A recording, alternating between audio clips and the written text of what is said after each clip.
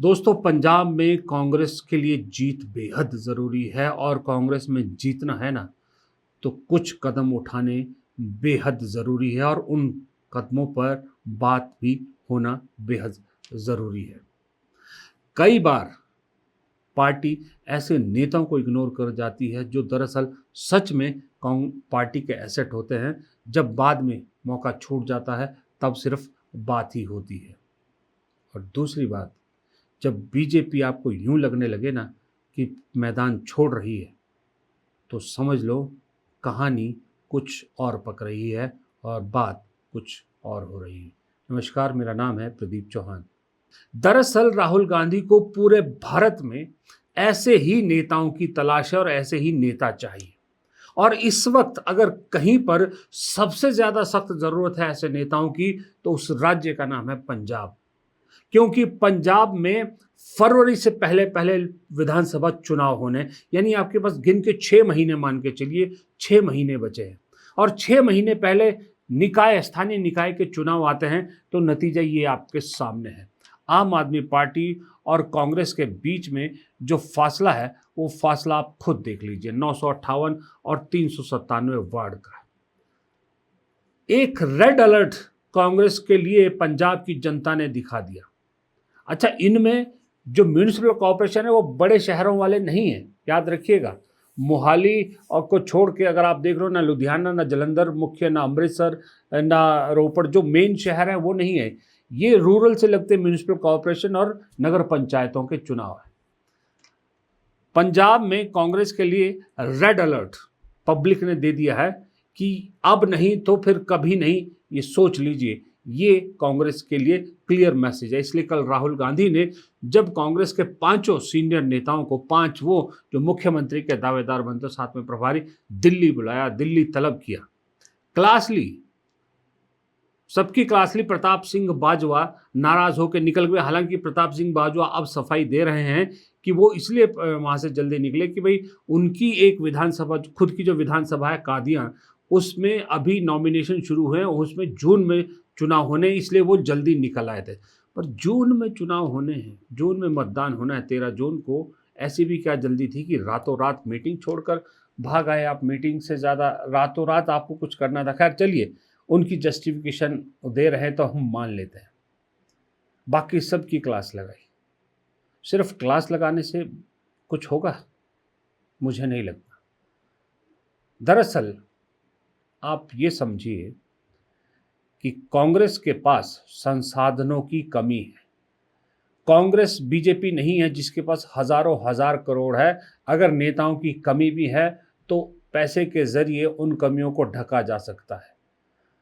कांग्रेस अगर चुनाव कोई जीतती है तो प्योरली लीडरशिप और कार्यकर्ताओं के दम पर जीतती है। ये जो पैसे के दम पर दिखावट की जाती है, स्टंटबाजियां की जाती है, उसमें कांग्रेस कहीं पीछे रह जाती है। क्योंकि कांग्रेस की आर्थिक स्थिति और बीजेपी की आर्थिक स्थिति में इससे भी ज़्यादा फर्क है जितना फर्क आम आदमी पार्टी और कांग्रेस की टैली में है। हम जैसे ज्ञान देने वाले बहुत हैं, कल से बहुत लोग ज्ञान दे रहे हैं कांग्रेस को पंजाब के बारे में, लेकिन कोई रास्ता नहीं बता रहा कि कोई सॉल्यूशन तो बताओ कि क्या करना चाहिए। एक छोटी सी कोशिश मैं कर रहा हूं। अगर राहुल गांधी तक ये मैसेज पहुंच रहा हो या कांग्रेस में कहीं ऊपर तक मैसेज पहुंच रहा हो, क्योंकि मैंने पंजाब राज्य में अपनी जिंदगी के पत्रकारिता जीवन के 14 साल दिए हैं, इसलिए वो राज्य मेरे दिल के बहुत करीब है और मैं लगातार उस राज्य के टच में हूं, अभी भी हूं। मैंने बताया था कल भी आपको, मैं 2 दिन घूम के आया हूं पंजाब में, पूरा पत्रकार बन के नहीं, सामान्य नागरिक बन के। वहां का जो विश्लेषण था वो मैंने इसलिए टाल दिया कि अभी जो निकाय चुनाव आ गए, उन्होंने मुझे थोड़ा सा सोचने पर मजबूर कर दिया। अब मैं जो राय दे रहा हूं वो ज़रूरी है कि वो ज़रूरी चीज़ें हैं। राहुल गांधी जी, अगर आपको पंजाब जीतना है, वक्त क्योंकि सिर्फ 6 महीने का, मैं इसलिए बता रहा हूँ, ड्रास्टिक चेंज करने पड़ेंगे आपको, ड्रास्टिक स्टेप उठाने पड़ेंगे। और जो अभी मौजूदा चेहरे हैं उन्हें बदलकर नए चेहरे आपको देने पड़ेंगे। पंजाब में नए चेहरे उतारने पड़ेंगे और उन चेहरों में कुछ चेहरे मैं आपको सजेस्ट करता हूँ। कल जो निकाय चुनाव हुए, नतीजे आए हैं, पूरी कांग्रेस लीडरशिप में सिर्फ एक नेता ऐसा, वैसे तो दो हैं, पर एक नेता आपका ऐसा है जिसने डंका बजाया, जिसने अपनी कॉन्स्टिट्यूएंसी में 50 में से 31 सीटें जीती हैं और अपने बेटे की कॉन्स्टिट्यूएंसी में भी सीटें जीती हैं अकेला, और उसका नाम है राणा गुरजीत। शुरू में मैंने 5 नाम आपको बताए थे कि उनकी क्वालिटी क्या है, उस क्वालिटी में राणा गुरजीत फिट बैठते हैं। राणा गुरजीत वो शख्सियत है, जब 2022 में आम आदमी पार्टी की आंधी चल रही थी पंजाब में, 117 में से 92 सीट जीत गई थी, उस हालत में भी राणा गुरजीत खुद भी जीते और अपने बेटे को भी आज़ाद उम्मीदवार के तौर पर जिताया साथ वाली कॉन्स्टिट्यूंसी से। वो बेटे के लिए टिकट मांग रहे थे सुल्तानपुर लोधी से, लेकिन हमारे नवजोत सिंह सिद्धू ने अड़ंगा अड़ा दिया, तो उनको टिकट नहीं मिली, तो बेटा इंडिपेंडेंट लड़ा और वो भी जीत गया। बाप भी जीता, बेटा भी जीता, दोनों जीते, वो भी तब जब आम आदमी पार्टी की आंधी चल रही थी। 2009 में एक बार लोकसभा चुनाव हारे राणा गुरजीत, इसके अलावा जिंदगी में कोई चुनाव नहीं हारे। ये इनकी पॉलिटिकल लीनियज है। दूसरा, ये शुगर किंग माने जाते हैं पंजाब के, बहुत बड़े बिजनेसमैन हैं, आर्थिक तौर पर संपन्न है। ईडी की रेड इन पर हुई पिछले सालों में, इनकम टैक्स की रेड इन पर हुई, बीजेपी ने हर हथकंडा अपनाया इन्हें अपने पाले में लाने के लिए, लेकिन ये नहीं, न झुके न डरे। ये तब भी कांग्रेस में थे, आज भी कांग्रेस में है। ऐसी शख्सियत चाहिए जो पंजाब को लीड करे, पंजाब का प्रदेश अध्यक्ष बने। मुझे राजा वड़िंग से कोई शिकायत नहीं है, लेकिन प्रॉब्लम यह है कि अब वक्त इतना कम है कि आपको नौसिखिए या कोशिश करने वाले अब नहीं चाहिए। अब आपको वो चेहरे लाने पड़ेंगे जो प्रूवन है, जिन्होंने प्रूव किया है।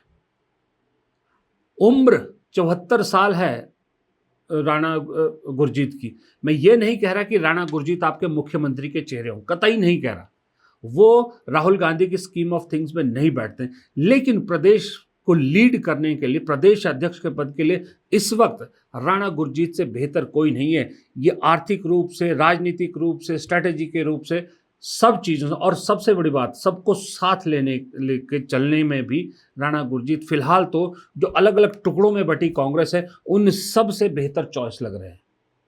ये बहुत से लोगों को साथ लेके चल सकते हैं। राणा गुरजीत ठीक डीके शिव कुमार की तरह है, वही सब। डीके शिव कुमार जेल भी गए, बल्कि ये सिर्फ जेल नहीं गए, बाकी सब कुछ साथ। लेकिन एक चीज़ और बता रहा, राणा गुरजीत को अगर अब भी मौका नहीं मिला, बीजेपी इन पर अभी भी नजरें गाड़े हुए है, बीजेपी इन पर अभी भी हर हथकंडा अपना रही है। एक दिन आके कहीं ऐसा ना हो कि कांग्रेस में इनकी पूछ ना हो, राणा गुरजीत फिर थोड़े से डावाडोल होके कहीं बीजेपी की तरफ मुड़ जाए, फिर कांग्रेस को पछताने के अलावा कुछ हाथ नहीं लगेगा। इसलिए मुझे लगता है, मैं राणा गुरजीत का कोई वो नहीं हूँ। बहुत साल पहले जब मैं पंजाब में हुआ करता था, ये कैप्टन अमरिंदर सिंह की मंत्रिमंडल में मंत्री थे, तब की मुलाकात है इनसे मेरी। कब मेरे ख्याल से ज़्यादा नहीं तो 15-18 साल पहले की बात है। उससे बाद मैं उनसे कभी नहीं मिला हूँ, पर फिर भी मैंने प्रूवन रिकॉर्ड जो देखा है राणा गुरजीत की, जब तक की परफॉर्मेंस, उसके हिसाब से मुझे लगता है दबंग भी हैं, आर्थिक रूप से संपन्न भी हैं, स्ट्रैटेजिस्ट भी हैं, चुनाव कैसे जीता जाता है ये बहुत अच्छी तरह से जानते हैं, साम दाम दंड भेद हर चीज़ के माहिर हैं। ये अध्यक्ष चाहिए। फिर दूसरे नंबर पे आता है, आपको एक चेहरा चाहिए पंजाब में, जिसे आप अब, क्योंकि वक्त कम है, तो आप उसे कैंपेन कमेटी का चेयरमैन बना सकते हैं। उस शख्स का नाम है चरणजीत सिंह चन्नी। जी हाँ, चरणजीत सिंह चन्नी का नाम सुन के आप बहुत से लोग जो है वो ये हो जाएंगे कि भाई चरणजीत सिंह चन्नी का नाम क्यों ले रहे हैं, चरणजीत सिंह चन्नी ने ऐसा क्या किया है। लेकिन असल हकीकत यही है कि जब मैं पंजाब में घूमा हूँ तो मुख्यमंत्री की पहली चॉइस के तौर पर लोगों ने चरणजीत सिंह चन्नी को ही ऊपर रखा है। उनका कहना है कि चरणजीत सिंह चन्नी को दरअसल जब पहले मुख्यमंत्री बने थे वो, तो उन्हें वो मौका नहीं मिला काम करने का, बहुत कम टाइम मिला। लोगों की एक सिंपैथी है उनके साथ। और राणा गुरजीत के बाद दूसरे नेता वही हैं जिन्होंने इन स्थानीय निकाय चुनाव में अपनी कॉन्स्टिट्यूंसी जीती है और अपनी कॉन्स्टिट्यूंसी को सिक्योर किया है। चरणजीत सिंह चन्नी के पास उम्र भी है, सब कुछ है। और सबसे बड़ी बात, इस वक्त जो पंजाब में जातीय समीकरण बन रहे हैं ना हर पार्टी का, क्योंकि पंजाब पहली बार चौकोणीय या पांच कोणीय मुकाबला देखने वाला विधानसभा चुनाव में, ऐसे में चरणजीत सिंह चन्नी आपका तुर्क का पत्ता साबित हो सकते हैं, क्योंकि चरणजीत सिंह चन्नी दलित समुदाय से आते हैं।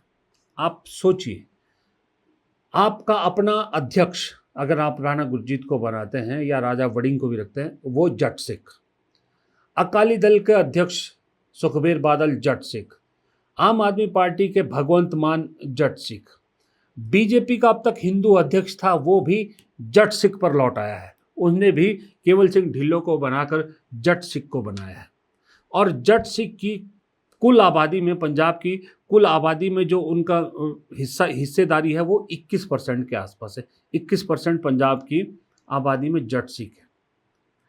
दलित मुख्यमंत्री पहली बार ज्ञानी जैल सिंह, शायद अगर मैं गलत नहीं हूं तो कांग्रेस ने ही दिया था। उसके बाद चरणजीत सिंह चन्नी दूसरी बार कांग्रेस ने दिया।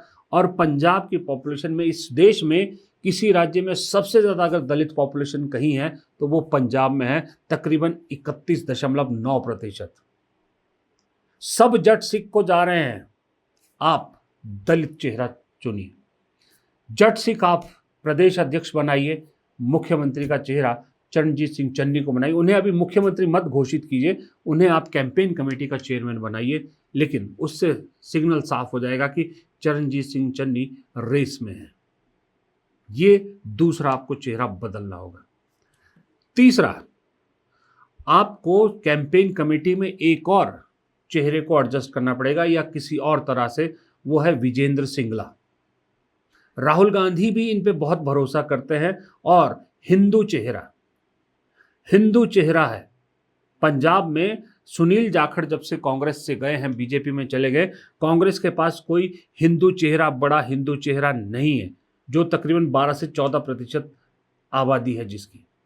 विजेंद्र सिंगला वो हिंदू चेहरे वाला जो खाली खाना है उसको भर सकते हैं, युवा भी हैं। बाद में आप उन्हें कुछ भी जिम्मेदारी दीजिए, लेकिन उन्हें फिलहाल आगे कीजिए, जिम्मेदारी दीजिए। ये है तीसरा चेहरा। चौथा चेहरा बड़ा इंपॉर्टेंट हो जाता है जी, वो है प्रदेश प्रभारी। भूपेश बघेल भले ही मुख्यमंत्री रहे हों, लेकिन पंजाब को लेकर उनकी जो समझ है, पंजाब की राजनीति को वो अभी तक पकड़ नहीं पाए, और ना ही पंजाब के कांग्रेस को वो एक साथ ला पाए हैं, ना वहाँ की समस्या को वो सुलझा पाए हैं। दरअसल कहा जाता है उनके बारे में कि पंजाब के लीडर चंडीगढ़ में ही भूपेश बघेल जी को बहला फुसलाकर वहीं खुश कर देते हैं, वो वहीं सोच लेते हैं कि उनका काम पूरा हो गया। ऐसे में आपको जब वही 3 चेहरे आप बदल रहे हैं तो प्रदेश प्रभारी भी तुरंत प्रभाव से बदलना चाहिए। और प्रदेश प्रभारी ऐसे शख्स को बनाना चाहिए जो प्रूवन हो, जिसने हाल फिलहाल में अपने आप को प्रूव किया हो, और साथ ही पंजाब की राजनीति को बहुत अच्छी तरह से जानता हो। तो ऐसे में एक ही शख्स का नाम आता है। हालांकि मैं उस शख्स को राजनीतिक रूप से बहुत ज़्यादा मुझे पसंद नहीं है, क्योंकि वो कब चुनाव जीतने में अक्षम रहे, लेकिन संगठनात्मक तरीके से फिलहाल कांग्रेस में उनसे बेहतर कोई नज़र नहीं आ रहा। उस शख्स का नाम है रणदीप सुरजेवाला। जी हाँ, आपको मालूम है कर्नाटक में ये जो सत्ता परिवर्तन हुई, मुख्यमंत्री कुर्सी का अदला बदली हुई, इतनी स्मूथली हुई, इसमें रणदीप सुरजेवाला का बहुत बड़ा हाथ है, बहुत बड़ा हाथ है। रणदीप सुरजेवाला का कर्नाटक में अगला जो विधानसभा चुनाव है, कांग्रेस जीत सुनिश्चित मान के चल रही है, उसमें भी रणदीप सुरजेवाला का बहुत बड़ा हाथ है। रणदीप सुरजेवाला ने कर्नाटक में अपने आप को प्रूव किया है। और दूसरा, रणदीप सुरजेवाला आते हैं हरियाणा से, और इनके पिता थे फार्मर लीडर शमशेर सिंह सुरजेवाला।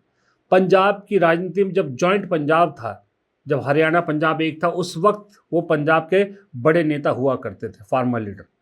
उसके बाद भी रणदीप सुरजेवाला पंजाब, क्योंकि हरियाणा पंजाब एक साथ लगते हैं, पंजाब की राजनीति को भूपेश बघेल से कहीं ज्यादा बेहतर तरीके से समझते हैं। सिद्धारमैया डीके शिवकुमार गुट को कैसे एक साथ न सिर्फ चुनाव जितवाया बल्कि 3 साल और खींचा, ये रणदीप सुरजेवाला ही जानते हैं। अगर वो वहां कर सकते हैं तो पंजाब तो उनकी रग रग में बसा हुआ है। यहां पर ये जो गुटबाजियां हैं ना, ये सिर्फ एक ही शख्स खत्म कर सकता है, वो है रणदीप सुरजेवाला। और जमीनी सच्चाई क्या है ये सिर्फ और सिर्फ रणदीप सुरजेवाला बता सकता है।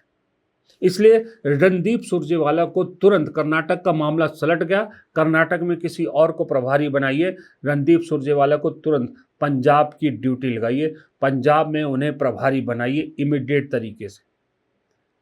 6 महीने यूं तो बहुत कम समय लग रहा है, लेकिन 6 महीने में पासा पलट भी सकती है कांग्रेस, क्योंकि तेलंगाना में ये करके दिखाया है भाई साहब। तेलंगाना में 6 महीने में ही सब कुछ पलटा है। अगर आप तेलंगाना में 6 महीने में कर सकते हो तो पंजाब में तो आपकी जड़ें तेलंगाना से ज़्यादा मजबूत है। बस ये कुछ कॉस्मेटिक चेंजेस करने पड़ेंगे, कुछ चेहरे बदलने पड़ेंगे। और बिल्कुल सही क्या, प्रताप बाजवा जैसे नेता को अगर राहुल गांधी डांट रहे हैं और लोग वो फिर उस पर सवाल उठा रहे हैं कि राहुल गांधी ने उनको क्यों डांटा और ये बड़े नेता हैं, ये है वो है सो है, मैं आपको एक चीज़ दिखाता हूँ। ये देखिए, ये घर आपको मालूम है किसका घर है? और इस घर में थोड़ा सा अजीबोगरीब चीज़ें नहीं दिख रही आपको? ये घर प्रताप सिंह बाजवा का है। और इनके छत पर देखिए कांग्रेस का भी झंडा है और बीजेपी का भी झंडा है। क्यों? क्योंकि ये 2 भाई हैं, प्रताप सिंह बाजवा और छोटे भाई, दूसरे मैं नाम भूल रहा हूँ, माफ़ कीजिएगा। छोटे भाई बीजेपी में है और बड़ा भाई कांग्रेस में, दोनों जॉइंट फैमिली में रहते हैं। एक ही घर में दोनों पार्टियों के झंडे हैं। अब माफ़ कीजिएगा, कांग्रेस में वैसे ही बहुत सारे लूप होल्स हैं। ऐसे में एलओपी आप ऐसे शख्स को बना के बैठे हैं और वो अपने आप को मुख्यमंत्री का दावेदार बता रहा है, जिसके घर से बीजेपी चलती है, बीजेपी में बहुत अहम रोल है।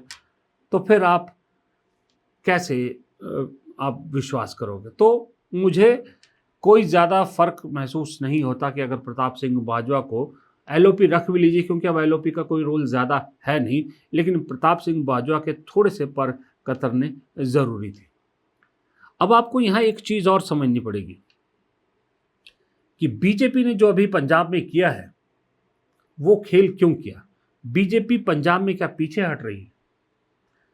बीजेपी जो हिंदूवादी राजनीति करती है, हिंदुत्व के नाम पे वोट इकट्ठा करती है, हिंदुओं को मोबिलाइज करती है, उस पार्टी ने अपना हिंदू प्रदेश अध्यक्ष बदलकर एक जट सिख को प्रदेश अध्यक्ष बना दिया।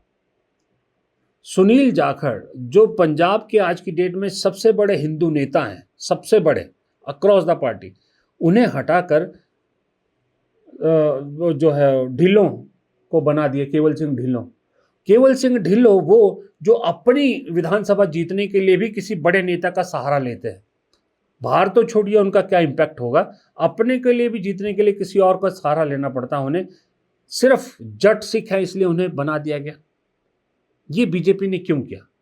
बहुत से लोग ये चला रहे हैं कि अमरिंदर सिंह की रिकमेंडेशन थी, बीजेपी ने अमरिंदर सिंह को खुश करने के लिए उनके दोस्त को बना दिया, जबकि अमरिंदर सिंह ने खुद द ट्रिब्यून को दिए एक इंटरव्यू में उनके यूट्यूब चैनल पर साफ मना किया है कि उन्होंने नहीं रिकमेंड किया, और बल्कि उन्होंने तो ये कहा कि केवल सिंह ढिल्लों मेरे दोस्त अच्छे हैं लेकिन स्टेट प्रेसिडेंट बनने के लायक नहीं है। 76 साल की उम्र है। 75 साल में रिटायर करने वाली बीजेपी पंजाब में 76 साल का कांग्रेसी लाके प्रदेश अध्यक्ष बनाती है। लोग कह रहे हैं बीजेपी ने हार मान ली है, बीजेपी पीछे हट गई है। और बीजेपी पीछे हटने का मतलब ये नहीं कि बीजेपी वहां से निकल जाएगी। बीजेपी के पीछे हटने का मतलब है कि अब वो सारे वो प्रिकॉशन ले रही है जिससे आम आदमी पार्टी को नुकसान होने वाला था, और वो सब कदम उठाएगी जिससे कांग्रेस को नुकसान हो। वो हर हाल में चाहती है कि कांग्रेस पंजाब में जीत ना पाए, आम आदमी पार्टी रिपीट हो जाए। इसलिए सुनील जाखड़ को हटाकर केवल सिंह ढिल्लों जैसा एक नाम प्रदेश अध्यक्ष बना दिया गया, जिसकी कोई पकड़ नहीं है पंजाब में। क्योंकि बीजेपी ये जानती है पंजाब कांग्रेस के लिए बहुत इंपॉर्टेंट है। वो कतई नहीं चाहती पंजाब में कांग्रेस जीते, वो चाहती है कांग्रेस दक्षिण तक ही सीमित रहे, उत्तर भारत में कोई भी चुनाव, कोई भी राज्य कांग्रेस ना जीत पाए।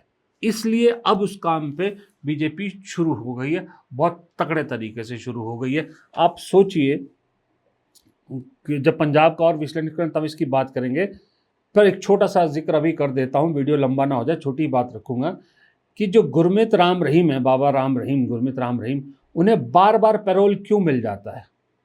अभी भी आजकल पैरोल पे छूट के आए हैं, वो हर महीने ही तकरीबन पैरोल पे होते हैं, क्योंकि जो सिरसा उनका डेरा है वो पंजाब और हरियाणा के बॉर्डर पर है, और पंजाब में जो दलित है, दलित वर्ग, वो उनके बहुत इन्फ्लुएंस में है। बीजेपी वो दलित इन बाबाओं के जरिए, इन आश्रमों के जरिए सेंधने की कोशिश कर रही है, दलित को अपने साथ जोड़ने की कोशिश कर रही है। ऐसे में राजनीतिक रूप से ऊपर एक जट सिख चेहरा बना दिया, ऐसे ही जिसको जट सिख भी नहीं कोई कदर करते, नीचे अंदर अंदर ये खेल खेला जा रहा है। अब आप इसको किस गणित में समझते हैं ये आपकी मर्जी है, लेकिन इसके पीछे भी बहुत गणित है कि क्या बीजेपी अपने लिए दलितों को साध रही है या अब आम आदमी पार्टी की तरफ धकेलने की कोशिश करेगी। ये भी सोचना पड़ेगा और इस पे भी किसी दिन हम बात ज़रूर करेंगे। फिलहाल इस वीडियो को मैं यहीं रोकता हूँ।